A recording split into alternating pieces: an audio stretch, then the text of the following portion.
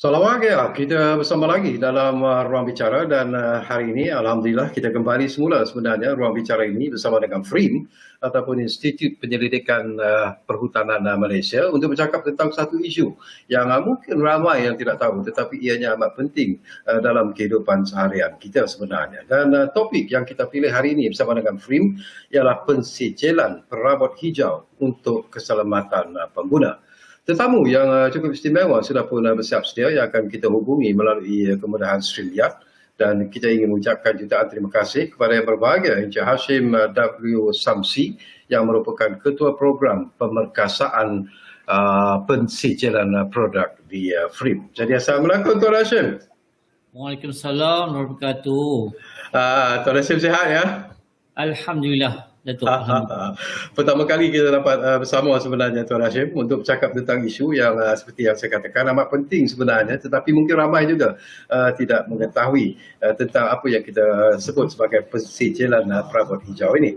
Mungkin ialah buat pengenalan ini Tuan Hashim, kita juga ingin tahu lah, ramai juga yang ingin tahu penjelasan secara dalam bahasa yang paling mudah untuk dipahami oleh penonton-penonton kita, apa yang dimaksudkan dengan pensijelan perabot hijau dan juga peranan yang dimainkan oleh FRIM dalam isu ini, Tuan Hashim. Silakan. Terima kasih, Datuk. Belum tu biarlah saya bercakap apa maksud perabot hijau itu sendiri. Banyak orang bercakap pasal perabot hijau ataupun perabot hijau. Dan ketika dia sebut perabot hijau ni, kita akan melibatkan produk yang kita buat daripada bahan lestari, tidak toksik. Maksudnya selamat daripada penggunaan. Ini apa nama biasa dikaitkan dengan bahan tempatan dan tahan lama biasanya. Tapi sekarang dalam konteks sekarang produk tu juga memerlukan tambahan seperti mudah dibaiki dan dipasang dan ditanggalkan semula dan seterusnya boleh dikitar semula. Biasanya Okey. Sebenarnya dari segi persilan pula produk tu perlulah mendapat pengeluaran sedia atau tanda yang menunjukkan bahawa produk tentu telah mencapai atau memenuhi keperluan yang ditetapkan. Biasanya kalau standard lah. Dari segi maksud produk, persilan produk lah. Dan kita perhatikan kenapa peranan FRIM pula. Kita tahu FRIM telah menjalankan pendidikan 20 tahun. Kita bukan sahaja melibatkan pendidikan dan pembangunan, juga melibatkan pemantauan kualiti produk sendiri. Dan sebagai contoh, kita ambil contoh tahun 1989 FRIM telah menubuhkan makmal ujian perabot. Itu perabot yang pertama sekali makmal ujian di Malaysia dan mendapat pengiktirafan daripada FIRA Kingdom serta mendapat akreditasi pada 17.025 daripada Jabatan Standard. Dan secara teknikal, produk-produk yang dihantar ke FRIM ni boleh dijual melalui pasaran antarabangsa. Secara teknikalnya as hubnya Eropah. Dan kita perhatikan juga kenapa FRIM juga kita ada 15 makmal yang telah mendapat akreditasi ISO IEC 17025 dalam pelbagai bidang. Dan untuk peringkat sekarang ni kita mempunyai mendapat persial daripada FRIM sendiri, makmal pengujian perabot dan makmal pintu dan api. So itu sebahagian daripada kenapa kita keperluan untuk menjalankan pendidikan ini. Dan dari segi Ketua Hijau itu sendiri kita membangunkan skim pensilan perabot hijau. Kenapa? Sebab pertama ia bagi tujuan menjamin keselamatan, ketahanan, kestabilan, kekuatan perabot. Malahan satu yang paling penting adalah dari segi kesihatan dan kesan terhadap alam sekitar. Itu tekankanlah, insyaAllah. Okey, sesuatu yang penting juga barangkali Tuan Hashim lah, yang perlu diketahui lah. Tadi pun Tuan Hashim secara ringkas selalu memberitahu tentang kenapa FRIM menawarkan perkhidmatan apa yang disebut sebagai pensijelan produk hijau ini. Tetapi apakah ianya sesuatu yang amat diperlukan sebenarnya, dan apakah ianya merupakan sesuatu yang mandatory yang harus dimohon oleh mereka yang terlibat dalam industri perabot di negara kita ini? Tuan Hashim? Bagus soalan tu. Datuk, sekarang ni dari segi persilan, dia bukan mandatory, dia lebih pada voluntary. Tetapi untuk perabot kerajaan, FRIM telah dilantik sebagai badan agensi pengenalan sulia dan FRIM PCS sebagai badan persilan. Dan ada keperluan untuk dia mewajibkan produk-produk yang dibekal kepada kerajaan memenuhi keperluan FRIM PCS ni. Okay? Diwajibkan melalui keliling 2.1, laporan 2.1 ditetapkan.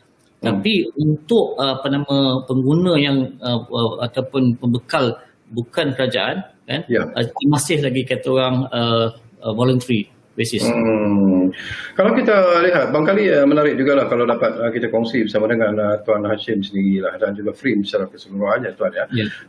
Mungkin ramai juga yang tidak mengetahui bahawa kalaulah keselamatan, isu keselamatan pengguna itu amat penting sebenarnya, dan itu yang diberi perhatian serius oleh FRIM. Kenapa penilaian perabot hijau ini diperlukan sebenarnya? Mungkin ramai yang tak mengetahui, Tuan Hashim ya. Kalau mungkin statistiknya tak ada pada Tuan Hashim, tetapi daripada pengalaman dan pemerhatian Tuan Hashim sendirilah, berlaku kadang-kadang isu-isu kecederaan, kemalangan di dalam rumah dan sebagainya disebabkan oleh penggunaan perabot-perabot yang tidak memenuhi pensejalan perabot hijau ini. Mungkin kita boleh kongsi bersama dengan Tuan Hashim dalam isu ini.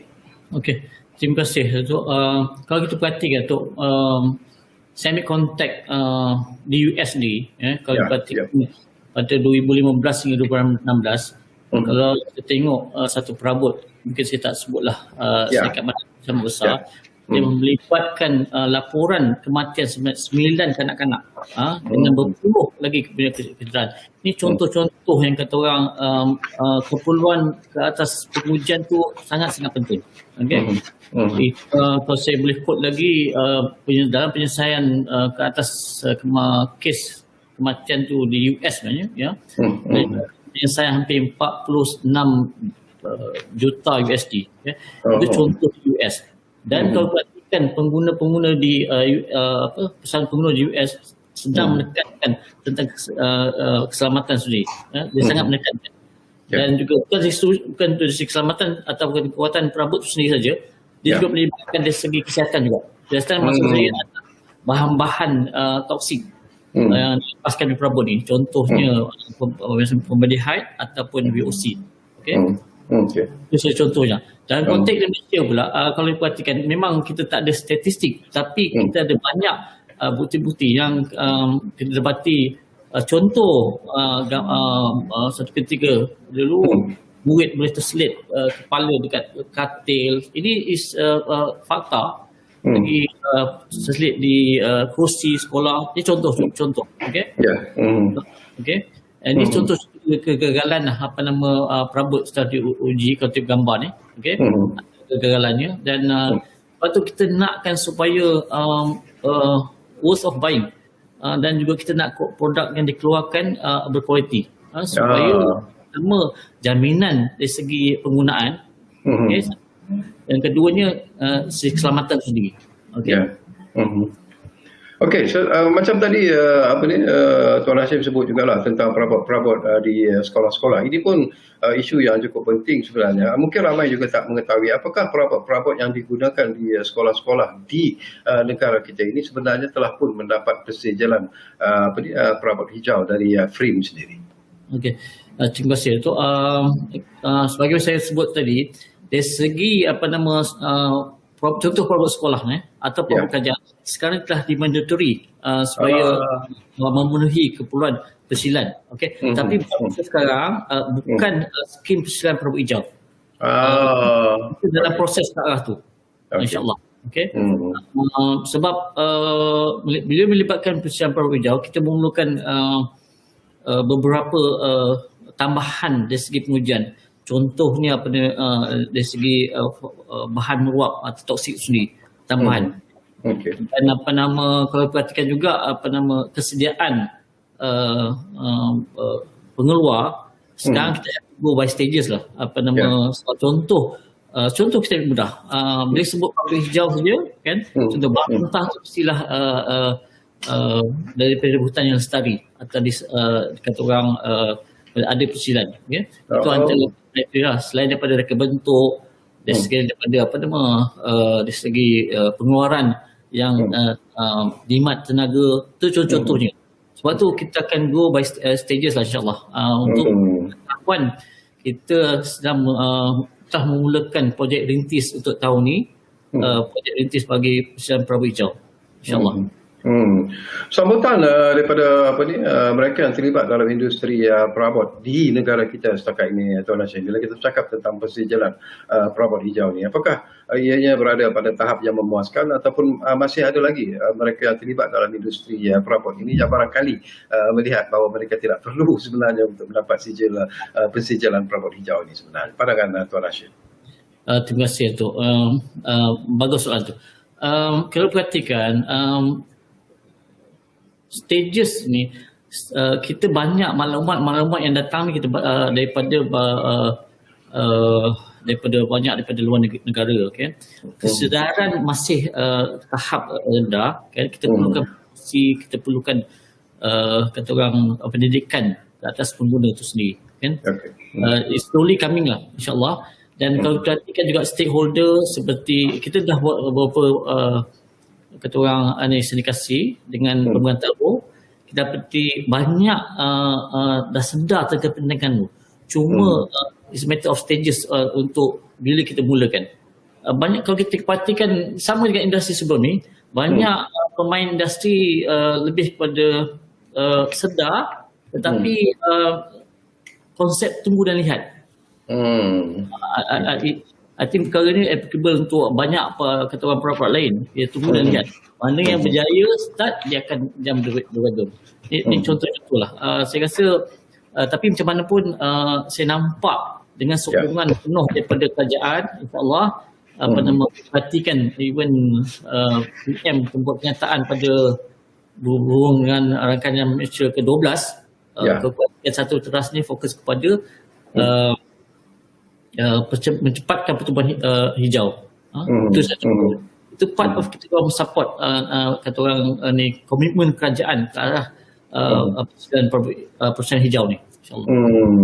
Bila kita sebut tentang pemain industri Tuan Hashim, ini pun satu isu yang saya kira mungkin penting jugalah untuk kita wawarkan kepada penonton kita. Mungkin kalau kita bercakap tentang industri perabot ini di kilang-kilang besar dan sebagainya, itu mungkin tidak banyak memberikan masalah. Tetapi kita jangan lupa Tuan Hashim, ada juga mereka yang terlibat dalam pembikinan perabot dan sebagainya ini beroperasi daripada rumah secara kecil-kecilan, tetapi ialah mendapat sambutan yang hebat juga sebenarnya daripada pengguna-pengguna di negara kita, mungkin kerana dari aspek harga dan sebagainya. Jadi apakah mereka juga sebenarnya perlu ada kesedaran bahawa mereka juga perlu sebenarnya untuk mendapat persijilan perabot hijau ini sebenarnya? Pada pandangan saya, kalau kita lihat bila kerajaan komited dengan Sustainable Gold Development atau SDG ni, kan, keseluruhan dia huru ke arah itu, kan, ke arah hijau, kan, dan kita mahu tak mahu SME yang mereka besar ni, sebagaimana Datuk sebut tadi, akan ke arah itu. Dan produk-produk yang syarikat-syarikat kecil ataupun mungkin kita bagi cottage ke cottage industry, pandangan saya ada keperluan ke arah tu. Mungkin dia go by stages. Okay? So contoh, ada juga satu yang kita temui satu dua company, malahan berputar telah memulakan inisiatif tu hijau ni. Cuma mungkin kat peringkat awal ni dia akan kata orang menjadi projek rintis dalam skim kita, projek hijau ni, tapi inisiatif ni telah dimulakan dulu sebab ada kesedaran tentang keperluan perabot hijau sendiri. Sebab market untuk projek hijau tu di dunia sangat-sangat besar. Dan kemudian dia punya CAGR, okay, dianggarkan 7% by 2027, okay. So, dia punya growth ataupun pertumbuhan perabot hijau sangat kata orang drastik, sangat besar. So saya rasa again apa yang Datuk cakap tu quite relevant. kecil, walau macam mana kecil pun dia need to start, perlu mulakan. Of course mungkin by stages tu. Dan proses yang perlu dilalui lah untuk memohon ataupun untuk mendapatkan sijil ini macam mana tuan? Okey, kita terbuka kepada semua industri, pemain industri, okey.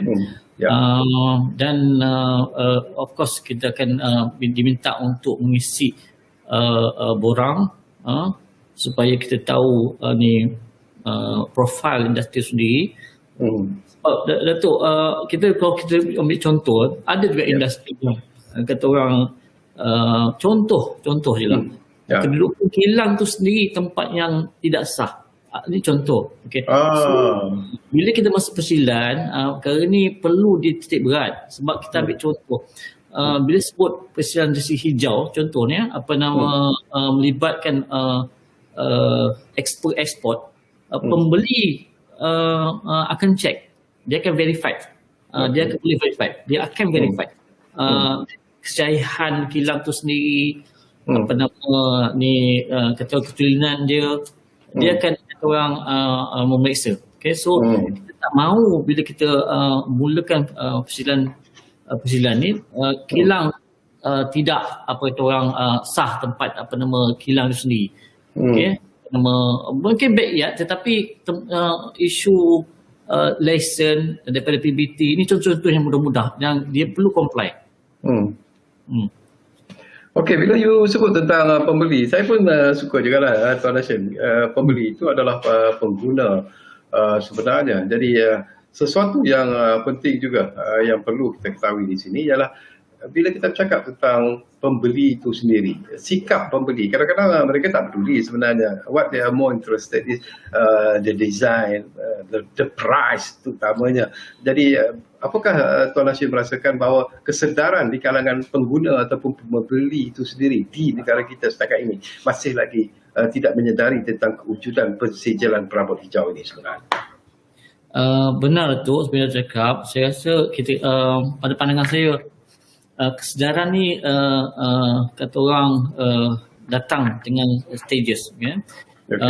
Kebanyakan kita punya buyer atau pembeli lebih macam Datuk cakap lah, nak cantik tapi murah.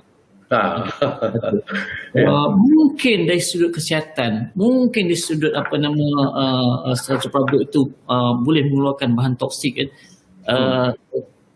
Dia bukan tak nak aware, tetapi memandang mungkin faktor yang ketiga atau keempat. Ini contoh tu.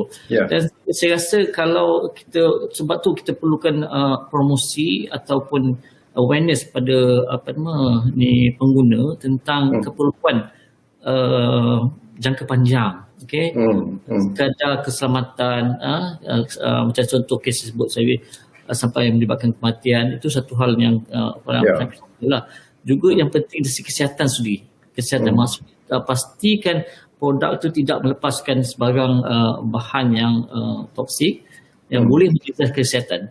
Sebab kalau perhatikan Datuk, kita tak tahu dalam keadaan sekarang berapa ramai yang kata orang tiba-tiba orang meninggal kanser. Sebab bahan toksik daripada yang dikeluarkan ni dikatakan prone to cancer, dia punya kesannya. Tapi mungkin bukan jangka pendek, bukan jangka panjang, tapi dia accumulation. Dia akan keep on accumulate. So saya rasa it's high time untuk kita berkesedaran bahawa kita perlu mengubah kata orang pendekatan ni supaya untuk jangka panjang. Jika mungkin bukan satu, kalau dah keseluruhan player ataupun pemain industri, pengguna sedar, pemenjadi sedar, saya rasa baik untuk jangka panjang ataupun kelestarian industri itu sendiri. Tapi mungkin ialah daripada pengalaman Tuan Hashim sendiri lah, banyak cabaran juga yang dihadapi oleh FRIM dalam mempromosikan perkhidmatan ini. Apakah cabaran-cabaran yang mungkin boleh kita kongsi bersama Tuan Hashim untuk ketahuan penonton-penonton yang sedang mengikuti siaran Ruang Bicara bersama dengan FRIM ini? Jelasnya Datuk, punca utama yang Datuk kata orang keep asking tadi, itu kurang kesedaran. Kesedaran dan akan kepentingan pembelian perabot yang punya pengesahan kualiti. yang dapat percutian sosial. Sebab mungkin perkara tu baru, mungkin baru, tetapi again dari segi kesedaran tu sendiri kan, faktor lebih kepada faktor cantik, faktor murah berbanding faktor kesihatan, bandingan keselamatan. Itu kan. So saya rasa itu cabaran utama lah.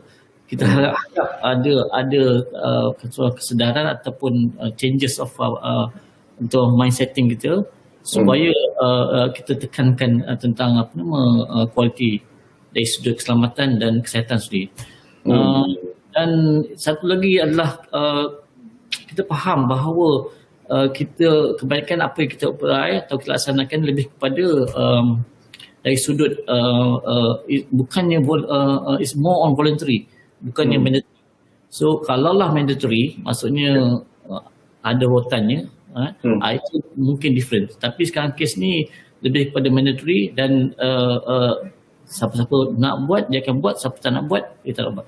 So saya rasa itu di antara kata orang cabaran utama lah dari segi kata orang sama ada dia voluntary atau mandatory kan sudut ni.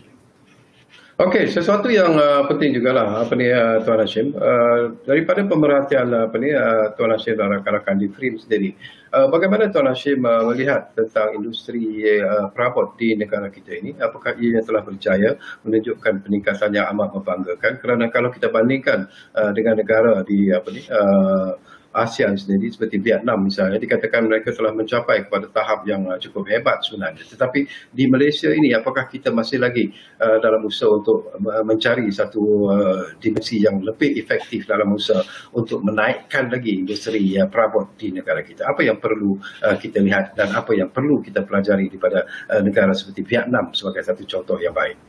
Okey, terima kasih Datuk. Kalau kita perhatikan satu ketika kita adalah pengeluar perabot antara pengeluar perabot utama di dunia, 10 pengeluar perabot utama dunia. Dan pada masa tu Vietnam tak ada masuk dalam senarai pun. Okay? Tapi sekarang Vietnam adalah pengeluar perabot yang keempat terbesar di dunia dan kita keluar ke 10. Kalau kita perhatikan Datuk, mungkin keadaan sekarang ni Vietnam keadaan sekarang ni berada pada kita peringkat sekitar 10 atau 20 tahun yang lalu kita yang mana masa tu kita tak ada isu dari segi tak banyak isu dari segi pekerja, dari segi bahan mentah, mana Vietnam dia ada vast of dia tak ada isu dari segi dia pekerja dan bahan mentah sendiri. Dan coincident juga bila China ada trade war dengan US, banyak investor banyak melabur di Vietnam tu sendiri. So kita nampak ada keperluan untuk make changes. Salah satu di antaranya lah kita perkenalkan skim perabot hijau ni. Kenapa? Soalan kenapa? Sebab kita perhati ni dari segi marketing tool atau nilai tambah tu sendiri. Jika kita boleh mengeluarkan perabot yang berkualiti,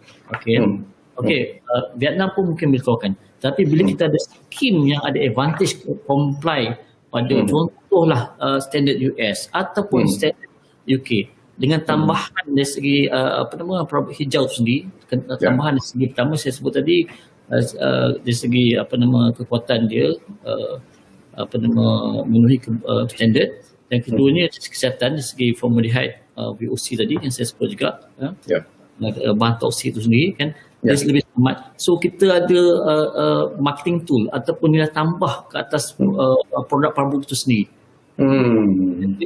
Ini contoh jelas sebab pada asasnya bila sebut perabot saja kan, Vietnam, Malaysia, Indonesia boleh produce perabot yang sama.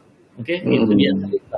Of course tu adalah bahan-bahan lain yang mana faktor lain seperti design, seperti perubahan pada design ke bentuk. Sebab bila sebut perabot Itali saja orang boleh terima, orang sanggup bayar lebih.